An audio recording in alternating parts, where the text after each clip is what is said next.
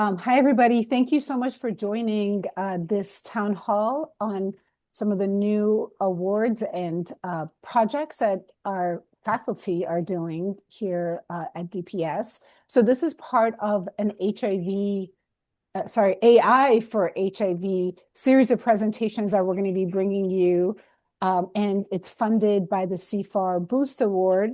And the idea of the project is to bring in HIV researchers from various communities to really talk about their projects, and hopefully we can, come up with some collaborations and new projects and ideas moving forward. So we have three fabulous speakers today, Doctors Will Brown, Hannah Leslie, and Wayne Stewart. I'm going to talk about each of them individually. They'll present about their project, and we'll have Q&A right after each of the sessions for about 5 minutes. So to start off, we have Dr. William Brown III, Associate Professor of Medicine and Epidemiology and Biostatistics at UCSF. He has quite impressive list of positions. He's a board director for the American Medical Informatics Association, the John A. Watson Faculty Scholar. He's a founding director of the Clinical and Observational Data Excellence, a Code Lab, associate director for the Bakar Computational Health Science Institute, co-director and PI of the T32, we're going to be talking about, called Database. Associate director at the Research Coordinating Center to Reduce Disparities in Multiple Chronic Diseases and Implementation Science Lead for the Center for Digital Health Innovation. His research involves using AI, big data, mHealth, clinical ontologies, vocabularies to address health disparities in underserved communities. And he specifically works on chronic illnesses such as HIV, diabetes, opioid use disorder among vulnerable populations. So with that, I will hand it off to Dr. Brown. Good morning, everyone. I want to say a little bit about our recently funded T32 database program, which stands for Data Science Training to Advance Behavioral and Social Science Expertise for Health Research. And this is a pre-doctoral fellowship that is aimed at advancing the skills of people who are more in the behavioral sciences, advancing their skills in informatics and computer science and artificial intelligence, particularly now in our renewal, and really trying to bridge the gap between some of the more traditional methodologies that our students are still learning, but adding in a lot of these more technological advancement-focused skills as well. And so some of these slides are actually from a conference that we recently had just this last week. I got back from. Ironically, I had to do two conferences at the same time. I was at the American Medical Informatics Association conference because I'm on the board, but also concurrently with that in Arkansas. So one was in Denver, the other one was in Arkansas. The T32 programs across the nation, I think there's about 8 of them with this focus, we're giving a conference with all of our students and all of our faculty. And so I gave some presentations, and these are some of the slides that are kind of geared towards that audience that I wanted to share for you. And so just to start off, our T32 at UCSF is really trying to ground itself in interdisciplinary quantitative training as a foundation of study, designing statistical analysis to deliver actionable evidence on health. And a lot of that is because we are housed in the Department of Epidemiology and Biostatistics. That's where we draw the lion's share of our students from. However, our pre-doctoral PhD, usually PhD students, can come from other programs as well as CPH over at Berkeley, because they're jointly um, um, uh, affiliated with UCSF, and then some of the other PhD programs at UCSF. And really, the initial goal of the T32 program, and this is in its second year, so it just got renewed this past September of 2025. Um, it was to the integration of multiple data streams and omics and geolocation and longitudinal data and clinical data from UCSF's various data warehouses, population information from the Department of Public Health, just a lot of different data sources, and helping our students learn how to use some of the then more than 5 years ago up and coming technologies of natural language processing algorithms and machine learning. Um, and data standards and things like that in order to conduct population health and clinical research informatics oriented studies. Um, and the training and research activities are organized all around health research, trying to make a big impact. Now, moving forward into our new database training program, since the renewal, we wanted to strengthen our focus um, on artificial intelligence and informatics. And in that, we've really made an effort to collaborate with a lot of the different programs that are leading the charge in that at UCSF. So it's now become not just a program within epidemiology and biostatistics, but also a collaboration with the Baker Computational Health Science Institute, the Center for Healthy Communities, and the under 5 years old Division of Clinical Informatics and Digital Transformation. And as a comparison of where we were just structurally and financially to how we've grown, we were funded for 5 years at a little bit over $900,000, and that's now kind of grown to $2.2 million. We had 4 students, we've doubled that to 8. We had funded and supported one course, Informatics Tools and Health Disparities Research, with which I teach in the winter time, and now to expand it to 2 courses, Epi 232, Introduction to Clinical Informatics, which I co-teach with Raman Khanna, who is a faculty member in Doc IT. And both of these courses are heavily AI focused and clinical settings focused and health disparities research focused as well. And so for the informatics tools and health disparities research in particular, that is a mandatory use of AI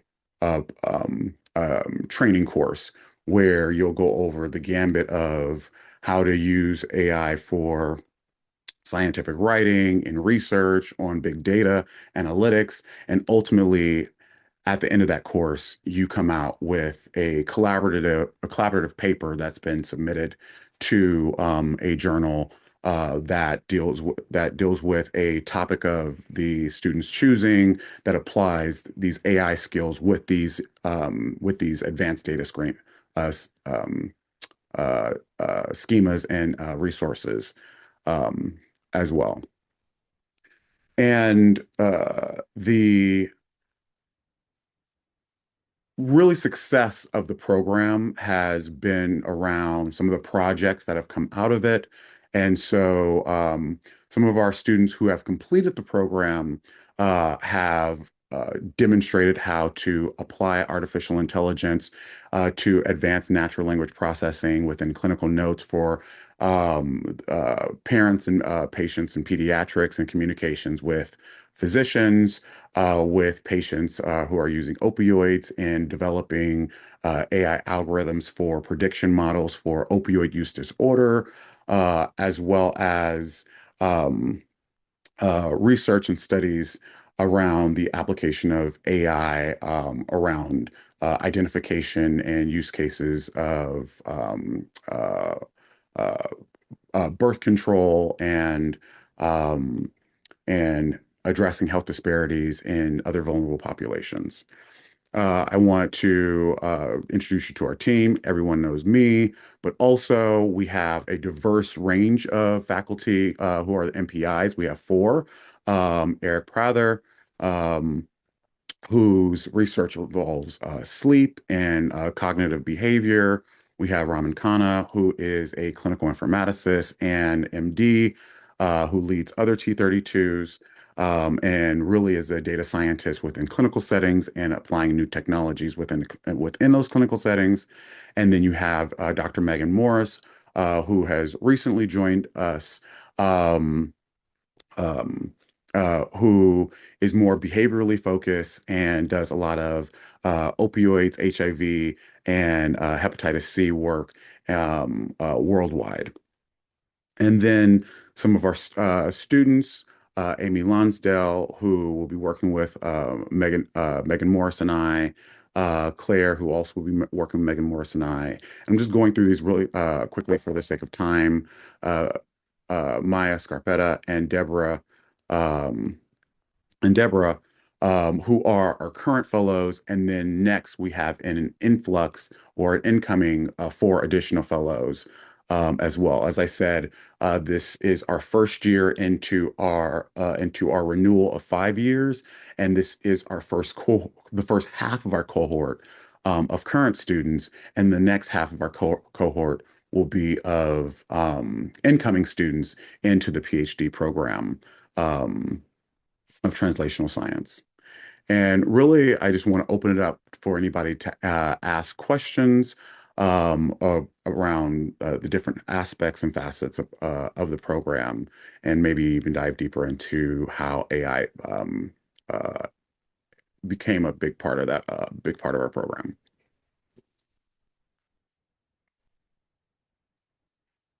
Nice. Thank you so much, Will. That's so exciting and interesting. Thanks for doing that and putting this together, and congrats on this renewal. Um, I guess while people are, if folks want to come off mute or if you want to put questions in the chat, and while folks are doing that, I guess my question for you is how can other faculty members get involved with the program? Well, two ways. One, I did want to make sure that I mentioned that the two courses that the program supports are available to non-PhD students. So they are open for people to take and register for and participate in. So all those benefits come to you. So the program is funding, the T32 program is funding the faculty who teach those courses and the material, as well as the graduate students who TA the course. But it is open to everyone here and people at UCSF at large, both courses. But two, one thing that we really love are mentors. So if you are thinking about or have a data science or AI oriented project or program, I think that our students are always the top. So these are the cream of the crop that apply to epidemiology and biostatistics. And from those are the cream of the crop who have skills in data science and interest in data science. And we're getting a lot who are not only interested, but already have some developed skills in applications of artificial intelligence. So maybe there's some matches that we can make there, but we champion symbiotic relationships between our students and the faculty mentors that they're paired with. And some of the symbiosis from that is not only having students who can help you do more advanced things on your research project, but also because our students have a three-paper model for their dissertation, a part of that model is the publication of those dissertation chapters in authorship collaboration, joint authorship with all of their research and dissertation and mentorship committees. Oh, great. And so how can people find out more either about the classes or who to talk to if they have data for students? So if you want to be paired with students or if you want to find out more about the program, I can make sure to drop a link into the chat on where there are details about the program. But the main program contact is Eva Wong Moy. I can also put her email into the chat as well, and she can help facilitate a lot of the connections with the students, the MPIs, and the uh, Department of Epidemiology and Biostatistics at large. Awesome. Thank you so much. Is there any other questions? Oh, Rochelle's already Thank you populating so some much. of the information. Thanks, Rochelle. If other folks have questions, please feel free to ask them now because Will unfortunately has to leave a little early, so this would be the time to do it. Yeah, I actually have to go to our MPI meeting, our leadership meeting for this exact program, so that I can give a similar presentation on what happened at our national conference specifically for this program. Great. Thank you for taking the time to come to this. I know you had that other presentation too. All right. Well, if there's no other questions, we will shift gears, and thank you so much, Will, again for coming and presenting for us. And we will shift gears to Dr. Hannah Leslie. Thank you. Thanks, Will. All right. We have another fantastic speaker, Dr. Hannah Leslie, who's an assistant professor of medicine in our division of prevention science at UCSF. And Dr. Leslie works on how health systems can improve implementation to meet users' needs and preferences. So there's multiple ways of doing this. As you know, an epidemiologist, she works at understanding user preferences for primary care services. And these studies include discrete choice experiments and hypertension services in India and on reproductive health needs in the US. Number two, she's improving program implementation within primary care settings by studies that include development and testing of measures of organizational readiness to provide HIV prevention and treatment programs. For example, in rural South Africa, she's doing this, and also a time motion assessment within clinics in Peru. And her third line of research is quantifying patient-reported experience, outcomes, and priorities for health services. So she's doing this via studies that include assessment of self-reported measures of mistreatment during childbirth and across national survey on population priorities for health service delivery across multiple Latin American countries, as well as a pilot study of electronic health reported outcome reporting there's a lot of reporting for women receiving breast cancer treatment in Mexico City. Dr. Leslie has worked as well in the World Bank, the World Health Organization on health system quality, and is also interested in extending her research to include implementation trials of health service innovations. With that, I will turn it over to Dr. Leslie. Thank you for joining. Thanks, Fadia. Great to be here today. All right, so I'm going to be the warm-up act for Dr. Steward coming next on our collective work on using AI tools to extend peer navigation to support folks in HIV treatment. So I'm going to talk about our earlier work on sort of proof of concept, prototype, and then some work I'll be pursuing in the next year around how we can measure how well this is working. Make sure I see the chat. Great. So this will be hopefully short and sweet.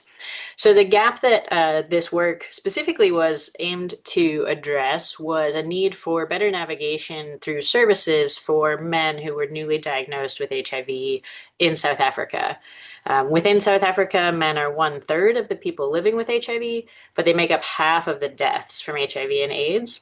And this is primarily because of barriers to testing that delay HIV testing, delay diagnosis, and then delays in treatment initiation, and then lower retention in treatment that all contribute to disproportionate morbidity and mortality among men who have not, so heterosexual men or men who primarily have sex with women have not been a priority population in the HIV response because the incidence is lower among men than women. But these barriers to reaching care and staying in care have resulted in disproportionate morbidity and mortality, which has really been slow to be addressed globally and in South Africa.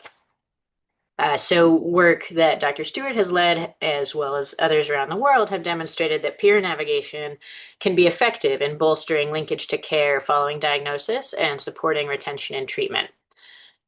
However, expanding peer navigation right now is confronting human resource constraints and budget constraints that have only been exacerbated by the past year of support being withdrawn for a lot of the community-based and peer-to-peer HIV efforts. One of the key insights from prior studies was that while some participants have complex needs that really need ongoing navigation and ultimately professional support in many cases, the majority of participants required relatively finite navigation support to overcome specific barriers like shame or fears of discrimination, as well as to provide concrete logistical guidance. So we identified that this provided an opportunity to potentially leverage AI tools to extend human-provided peer navigation. So on the right here, you see our kind of big picture model, which is what we're hoping to work towards, where you would have access to an AI navigator or a peer navigator at the point of testing. So this could be distributed through, for example, a self-test, a community-based self-test distribution mechanism to reach men who are not going to go to the clinics, and then have access through your phone to an AI navigator who is always linked with a human peer navigator. So that the peer navigator can always be requested and would be tapped in when the AI navigator flags a barrier, concern, or lapse that warrants a referral. And this would enable the AI navigator to be available 24/7 to help to initiate contact, to check in with folks, and to address some of those common but lower acuity barriers, and leave the peer navigator time for addressing the complex or unusual barriers. And our hope was to test this not only in that kind of initial linkage piece, which is really key from the diagnosis to kind of starting treatment, and then those first 6 months of being in treatment to kind of cycle through support of identifying barriers to staying on treatment and providing support to address those barriers.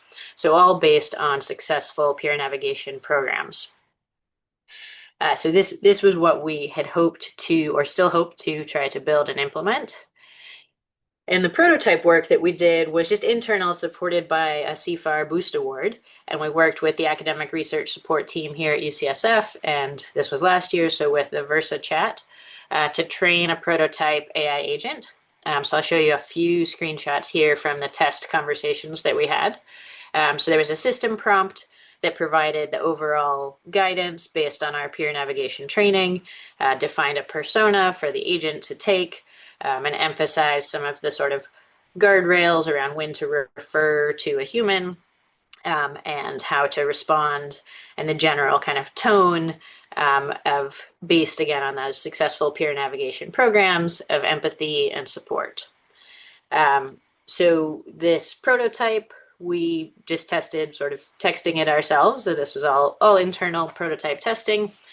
And it was able to kind of provide accurate information in response to questions and demonstrate that appropriate tone, and generally to start to flag if there was something that required human support. So here's an example of just trying to kind of break down the process of starting treatment. The places that we felt, I'll let you all look at these as well. Places that were more challenging were trying to keep things brief. This was using WhatsApp, and I have a smartphone, so you can see but even with that, most of the responses, even with the system prompt suggesting breaking it down into small pieces and using simple terms, often the responses were a bit on the long side. So that was a challenge. There were some challenges with recognizing more informal questions. So, can you tell me about treatment? that couldn't be processed, or how can I not give this to someone else? The agent had trouble processing that, but asking what is ART, or will I transmit to other people? It was better at recognizing those terms. So more training would be needed to recognize some of those informal pieces. So this was our kind of first attempt proof of concept on the Navigator pilot that we were able to do internally within UCSF last year. And then where we are now, we did this proof of concept as part of an effort to get an R01 that was going to test this whole idea in South Africa, which was well scored, but has been on an indefinite hiatus for the past 2 years, not quite 2 years now, year and a half, because of the prohibition or executive order declaring that research funding cannot go to South Africa. In the meantime, what I'm be working on in the next year is work supported by the Hellman Foundation to address how we would assess this kind of peer navigation extended with AI tools to understand whether we can kind of classify peer navigation programs by what they're intended to do, the level of intensity of their activity, and the setting and the population, to identify the tasks and populations and activities that might be most suitable for AI extension, and then to identify what measures are already used to assess information quality, safety, and user trust, and how those could be updated or extended to apply to an AI navigator as well. And then to try and go back to this prototype, reboot it, and refine it further and test it with some preset scenarios so that we could try and see whether our proposed measures can be applied to those kind of navigation transcripts to see how they work. So that's work for this next year. And then our final next step is to apply a similar idea in other settings, including the US, which Dr. Steward will talk about next. Thank you so much, Hannah. I'm, first of all, so sorry about what's happening with the funding situation. That just really sucks. I hope it resolves soon and you can get to do the great work you're doing. Thank you. Would it make sense to have Wayne present and then get questions everyone together, or That's fine with me. If there's any clarifying questions, I'm happy to take them, but I think they are very related presentations. I guess I was wondering, what did you use for the training data? That was my clarifying question, and maybe you presented it, but I may have misheard it. No, yeah, that's a great question. So we worked with one of the technical analysts at ARS to kind of take the peer navigation materials, and he basically extracted, a page of principles from them, of kind of the tone and the empathy and the cycles that you would want to go through, kind of the coaching approaches. And then one of the things that we did encounter was the very first conversations were a little bit more US based in terms of the information on antiretrovirals or make an appointment at a clinic.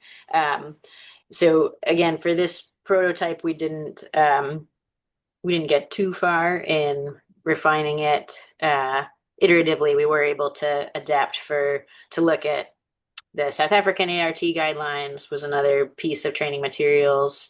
I'm trying to remember. Yeah, the peer navigation training model from South Africa and the latest South African ART guidelines were kind of the main pieces. And he, I believe, set it up primarily. We didn't want it to draw kind of too broadly.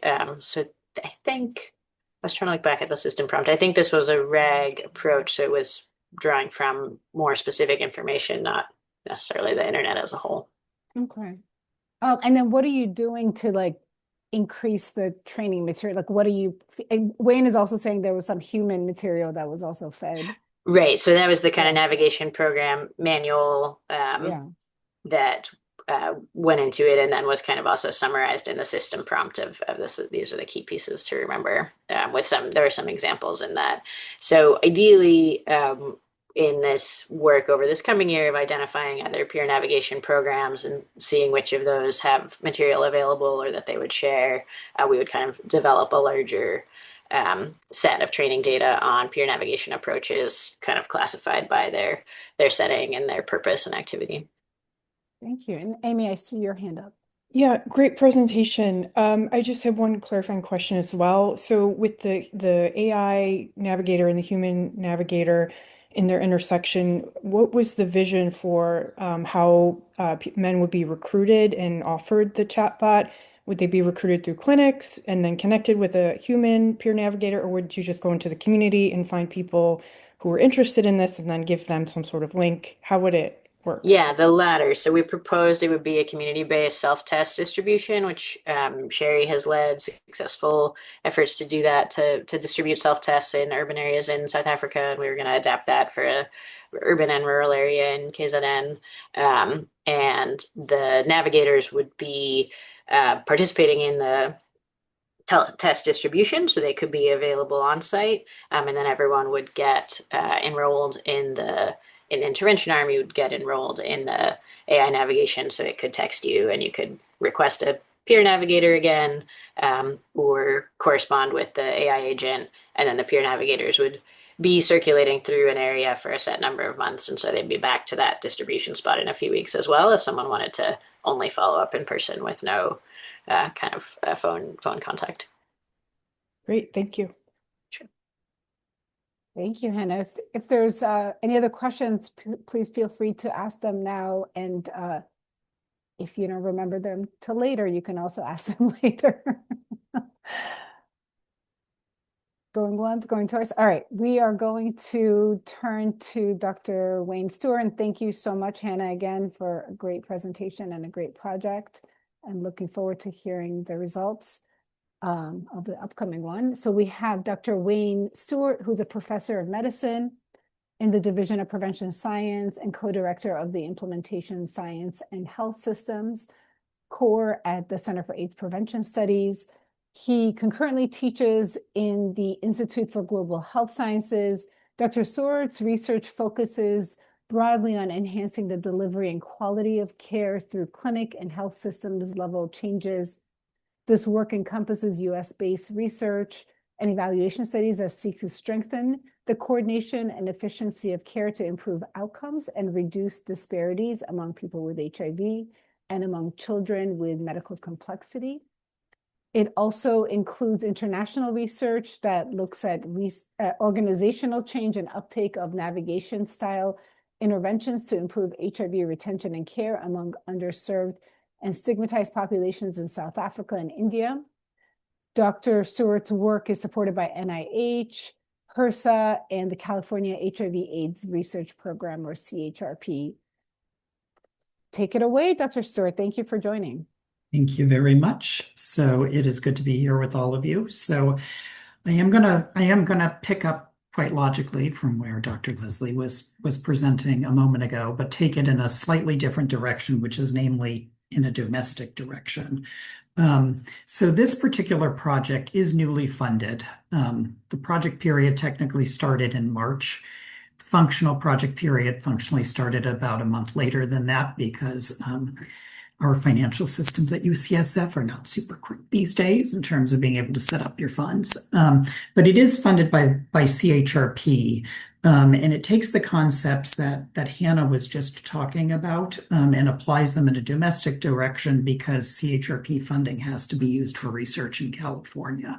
And part of the logic here of proposing this project, which was that seeing as how the research in South Africa that we had proposed was going nowhere quickly with the executive orders, we pivoted in order to propose something similar in California because the need is true across the board. And so this particular project that is getting started is a collaboration between UCSF and the San Francisco Community Health Center, and Dr. Sherry Lipman and Hannah Leslie are with me on the UCSF side, and Joshua Laurel and Robert Arnold are on the SFCHC side. As with the South Africa work, it starts the motivations for it start in a sort of similar place, which is despite everything that we do around HIV and in intervention efforts, you still end up with a substantive percentage of people who are not virally suppressed. There are a whole set of barriers to care that are responsible for that. And in the current environment, particularly, I mean, we already had disparities going into the current political moment in time in terms of what we see, who's engaged and not engaged in care.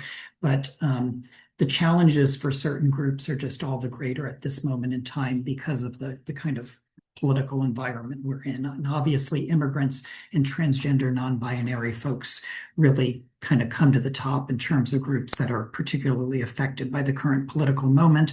And then you have kind of the challenges of your marginally housed and low-income populations that are sort of chronically there. And you all do not need, the statement is obvious to everyone on this call today, right? I mean, retention and care is obviously critical for solving those problems.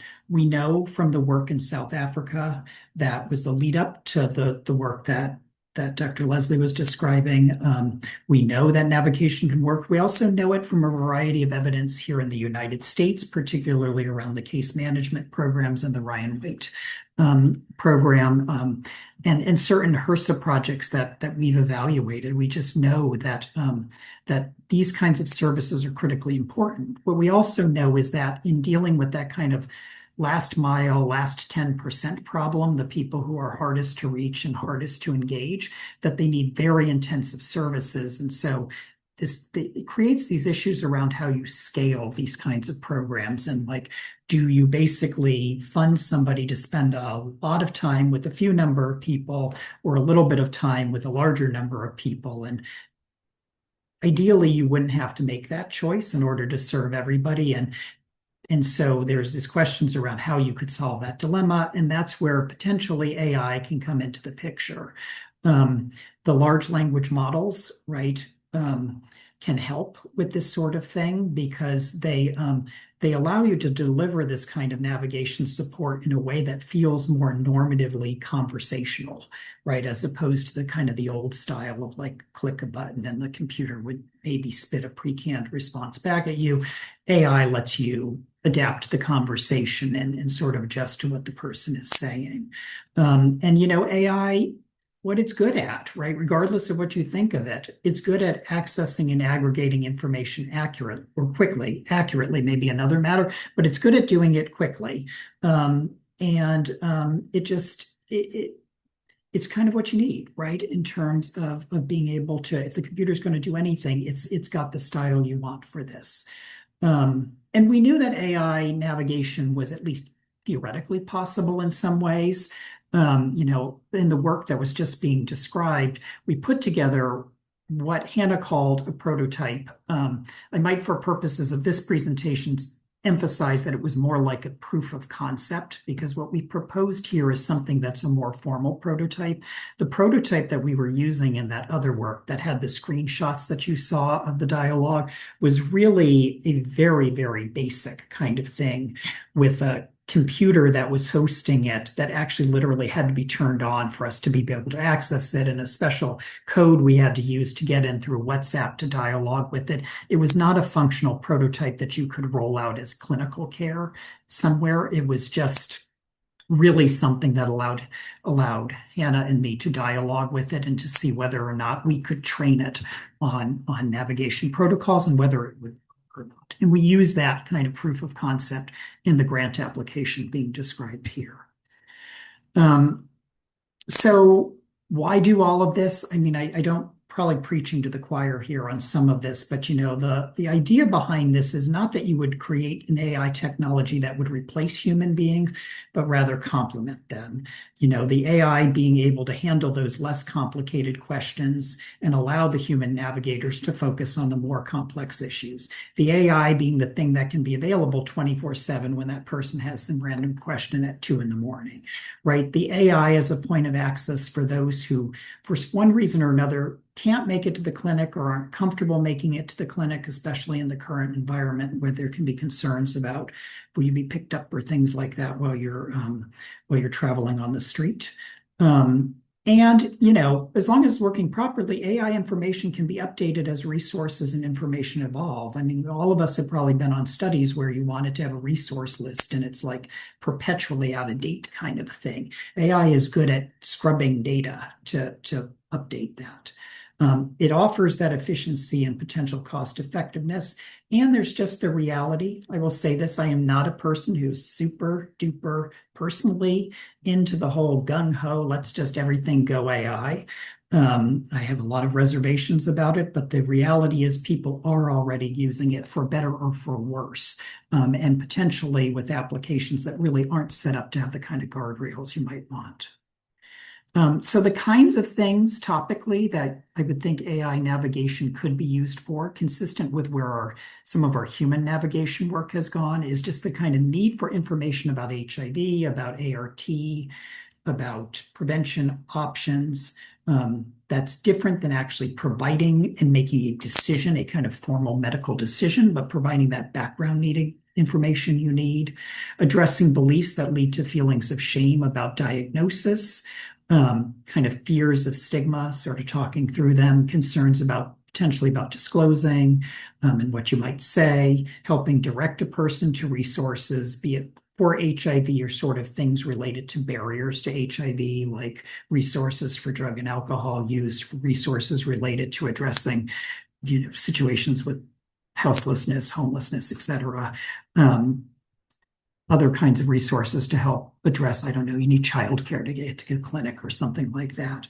Helping a person to feel more confident to raise complicated questions with the provider. All of these would be very appropriate.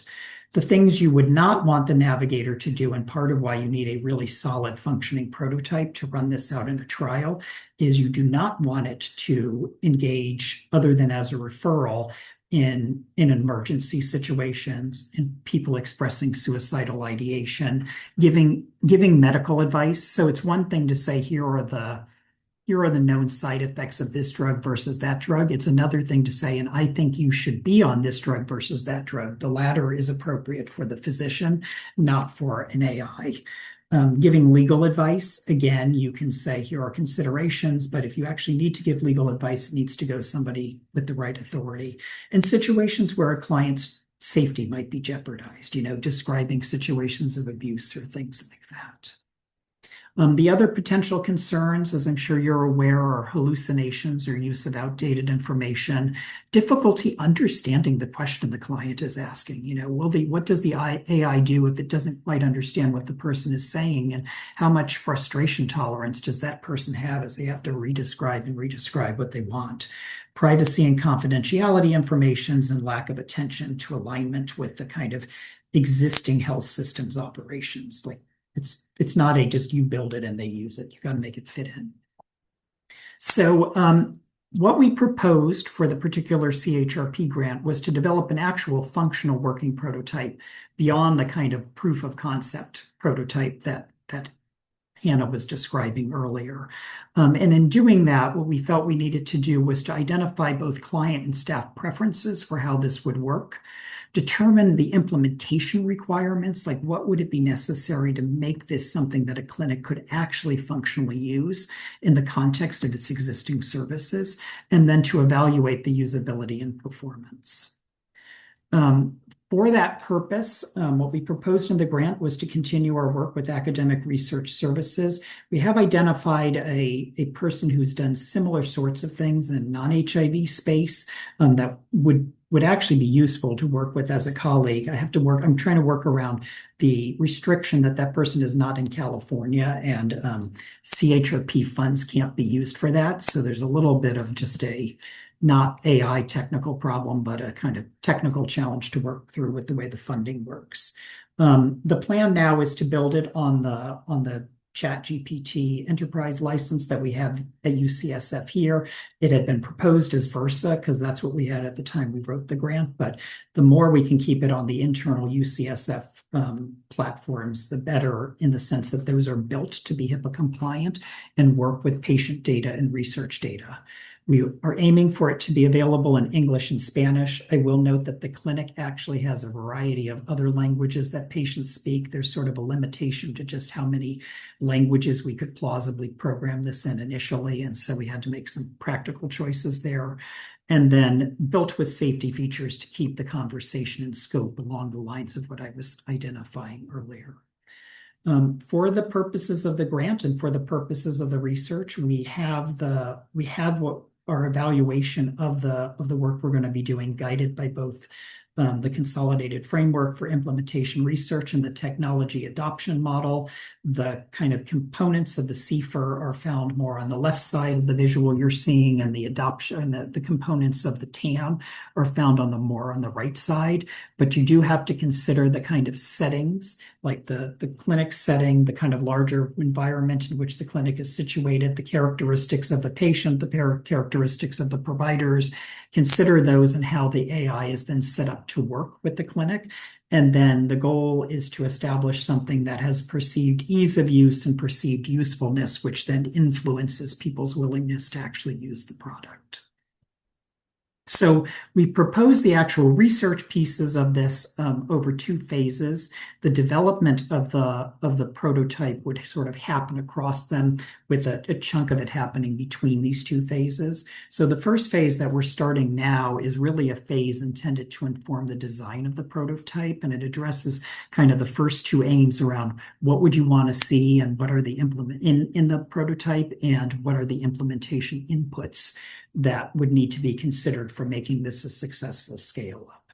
And to accomplish that, we're doing 20 focus groups with about 20 clients at the clinic who are receiving both HIV medical care and case management services, as they would be the most logical people to start this with. Those focus groups will run up to 90 minutes with the goal of recruiting a diverse set from among the clients who would be eligible to participate. The one exclusion criterion that the clinic requested is that we impose a restriction on people experiencing active psychosis, which we agreed with, as we do not want the AI activating somebody's psychosis and sending it in the wrong kind of direction. And consistent with where we want to take the development of the prototype, those focus groups will be in English or Spanish. Obviously not mixed within a focus group, but vary across focus groups. And then we will also be doing interviews with up to 8 staff and stakeholders within the clinic, providers, case managers, IT staff, etc., in order to understand what they would want to see in a prototype like this, and what would be necessary if they were going to roll this out as part of clinical services. What would need to be part of that prototype to make it work? Guided by the theoretical models, we will be looking at things like, what do we have to do to bring it, into compliance with HIPAA, data safety, compatibility with other programs, compatibility with the EHR that the clinic has, and maybe more broadly with other ones, knowledge and attitudes towards AI, attitudes towards digital health, kind of the planning, monitoring, and evaluation that such a prototype would have to have, the complexity and tone that you'd need to have with the AI, the functions it could fulfill, its kind of accessibility, how would you get to it, speed, voice text options, relevance to individual barriers that the clients may have, capacity to reduce the workload of the case managers without them feeling like their jobs are going to be threatened by the AI, and enthusiasm and skepticism. So you can see how those clump into the various conceptual domains on the slide. Once we complete those interviews and those initial focus groups, we will use that to finalize the design of a working prototype. And then that takes us to the latter part of the data collection, which is to actually examine the safety and acceptability of it. We will start that by having a safety check done by the team, where they will attempt to use what is created and see what they think about it. And then what we're going to do to avoid kind of all the questions with this small grant, because the CHRP grant wasn't that large, kind of avoid all the kind of questions and human subjects issues that might come up had we proposed to roll this out as clinical care. For this initial thing, we will test it under a controlled research kind of setting with 25 of the clients at the clinic. And for that purpose, what we will do is we will go to the clinic and we will meet with the client individually. We will orient them to the prototype as it's been set up, and then we will ask clients to interact with the prototype from anywhere from about 15 to 45 minutes as they may see fit. They are free to ask the prototype questions that they might have themselves or have previously had at other points in their kind of history of having HIV. They can ask questions. They're not going to be bound to ask questions that only pertain to them because this is not their real clinical care. They can ask questions they know other people are likely to have, and we will ask them to ask questions that would be intended to try to break the system in some way. So ask it something you think is going to stump it, or intentionally try to ask it something that would be out of bounds for what we would want the system to actually do. And then we will capture a transcript of that interaction, and then the investigator will have an interview with the person after they use it to get their impressions and their sense of how easy it was to use and what was good about it and what was bad about it.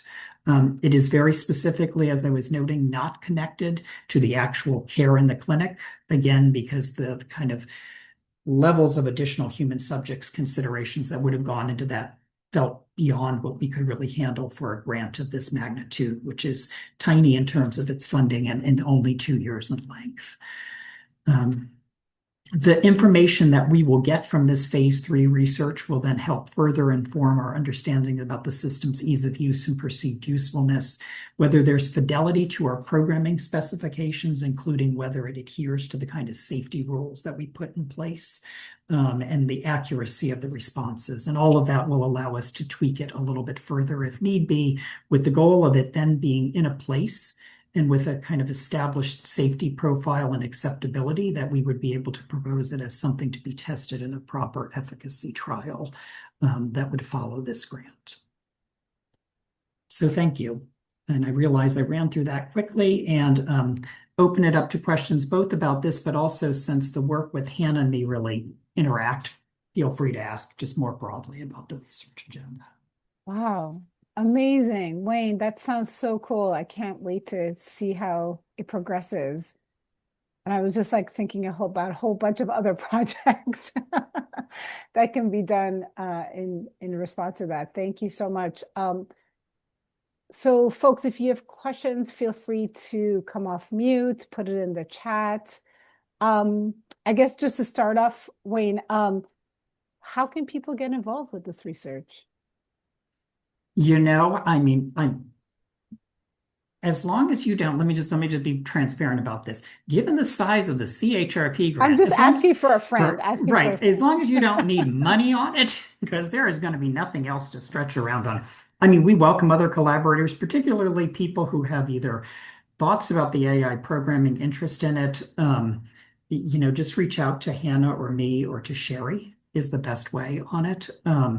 There's still a lot to be worked through on how this is going to work within our systems. Ideally, we want it placed within the UCSF systems, but that has its own sets of questions, particularly since we just rolled out a new system, right? And ChatGPT, I think, has more versatility than Versa did because it is built on the backbone of the actual ChatGPT platform. But there's plenty that's going to have to be done over the 2 years to make this work and to make it function and to make sure it adheres to the necessary safety protocols. Yeah, and lots of comments for you in the chat of the fascinating project and starting off slowly and carefully. Let's see, what other questions? Amy. Thanks, Wayne. This is awesome. Just a couple quick questions. So I wasn't sure if with the OpenAI Enterprise, if it was without the tools, the additional coding tools, like CodeX and other platforms, if it was possible to actually build software applications. Do you know more about that? I don't know more about that at this point. And at the point we wrote this, we weren't dealing with the commercial platform as the platform we were dealing with. So we budgeted for ARS to do that work. And whether ARS will then need to pay that is something that has to be dealt with. And I have not gotten to that space yet around it.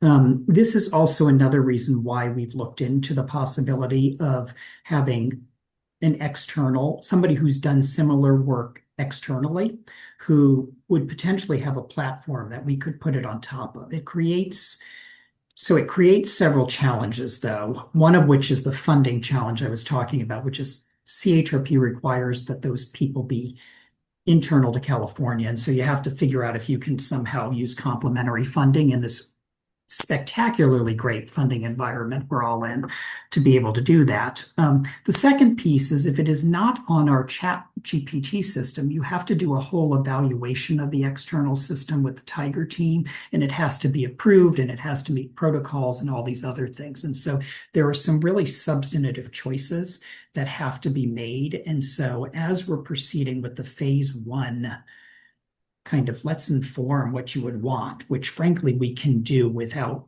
everything being locked down. We have this kind of separate kind of technical line of query we have to pursue in order to decide how we're going to make this work. But there are, assuming the funding pieces get worked out, there are several different pathways, one of which, and most ideally is off of our internal system, but it is also possible to build off of some existing platforms that have been created for other purposes, but they will need to go through a review to be allowed to be used with UCSF data. Great, thank you. And then one other thing, I bring this up because we're thinking about this for a study on perinatal depression. Do you think getting to the next step of having an R01, you would need some sort of like single arm pre-pilot that you do with actual patients, not just user testing, but like one step further than that to be able to be set up for a full-scale efficacy trial? Potentially. I mean, you could say here again, in the traditional way the world worked, you might be more at like the R34 level, but like they're changing the available funding mechanisms and everything else. So Yep. For sake of simplicity, I wrote it that way on the slide. I think there's also the reality, though, that these are not cheap to do. And so you may be in one of those situations where you sort of have to it usually means multiple rounds with the NIH review committees, but sort of have to argue for like, could you give us the R01 a little earlier than you normally would in order to have the funding available to do it? But the chief thing we wanted to cover was the safety profile concerns because, and maybe the world is rapidly evolving on this, but even at the point we wrote this, it was different than it is now, but that seemed to be the number one thing that came up was you mentioned this to people and they were like, oh my goodness, what's going to happen if it does this, that, or the other? And so that seemed to be the most critical thing to address for this particular purpose. Yeah, and I think there's off-the-shelf software now for clinical evals for these types of chatbots or open source code and GitHub that you could probably leverage. Thanks. All right, Ryan, we have time for one quick question.